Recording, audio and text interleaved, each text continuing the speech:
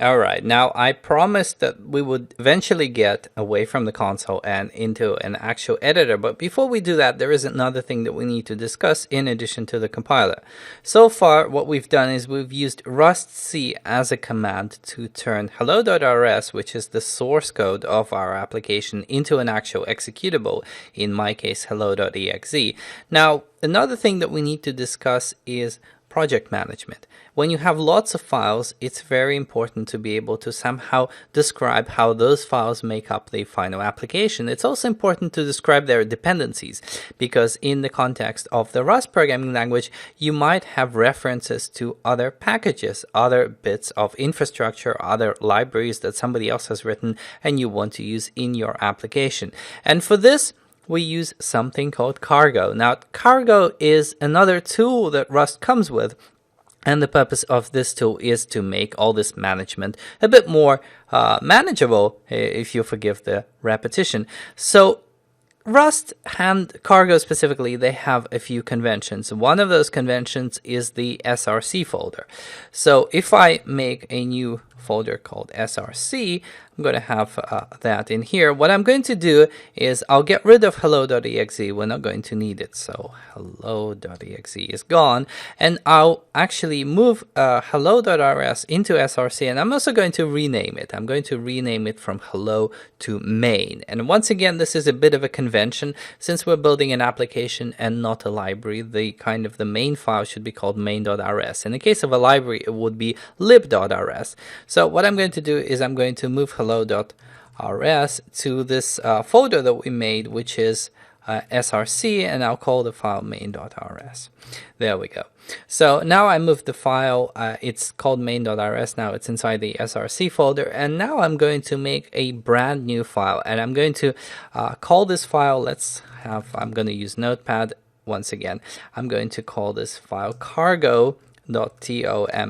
Now, toml is a file format. It's actually a shorthand for Tom's Obvious Minimal Language. And Tom is Tom Preston Werner. That's the author of this format. It's rather simple format for specifying configuration. So we're going to have this file at the root. So notice it's not inside src. We're at the top directory that we've created. So what are we going to put into this toml file? Well, at the moment, all we're going to do is we're going to specify that this is a package of some kind. We're going to give the package a name. We can call it hello world, for example. And we are also going to give the package a version. Well, this is early on, so I'll say 0.0.1, and we can specify the authors of the package as well. So in my case, it would be me, and I can put my email in here as well, like so. All right, so this is the kind of definition of what we're actually going to build to an extent. So the idea then is that this file format is something that we can actually build, as opposed to just building the .rs files individually. And for that, we're not going to use rustc anymore. Instead, we're going to use the cargo command. So we're going to basically say cargo build. Now, notice that in the invocation of cargo build, I'm not really invoking the name cargo.toml, because this is once again by convention, meaning that cargo actually expects this file to exist at some point. So I'm going to run this, and I'm compiling my hello world version 0.0.1.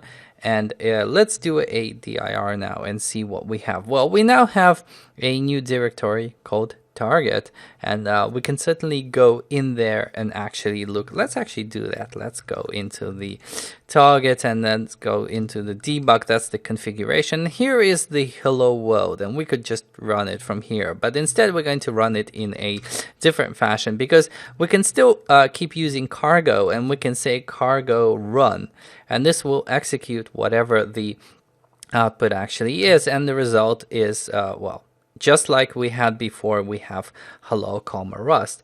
So this is how things typically work. And by the way, cargo run can invoke compilation if you don't have it yet. Meaning that if I let me just delete delete the entire target folder. So the entire target folder gets deleted. I can still do cargo run, and this will basically compile the application and rebuild it once again. So that's very convenient because Rust C requires you to go into the specify each of the files individually and so on and so forth. Whereas with Cargo, you get to save a bit of time. Okay, so what we're going to do now is we're going to look at how to actually set up an entire project, because what we really want to do is we want to set up this entire structure, including some main.rs file as well as the constituent files from Cargo itself. So if I just open this folder that I'm in for a moment, let me just delete everything. I'm going to completely wipe things out, and we'll start from scratch in trying to set up our project. So the way to do it, once again, we're still using Cargo, and you can say Cargo new, and here all you have to do is specify the kind of construct that you want to create, in the sense of, first of all, the name. So in our case, the name is hello_world. And since we're making an executable, we can specify an appropriate flag, in this case bin, that stands for binary, because the goal here is to jump straight into making an executable. We're not making a library.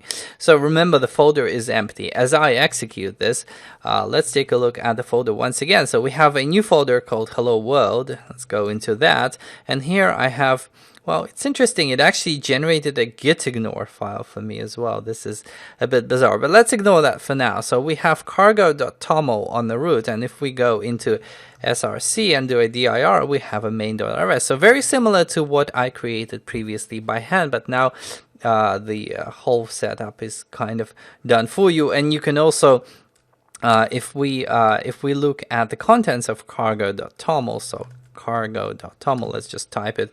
So here it is. Notice it's using a different email this time. It took it from the settings that I've already had specified elsewhere. It's also using a different version. It's saying it's 0.1 as opposed to 0.0.1, but that's okay. So and as you can imagine, yeah, the src main.rs still contains hello world.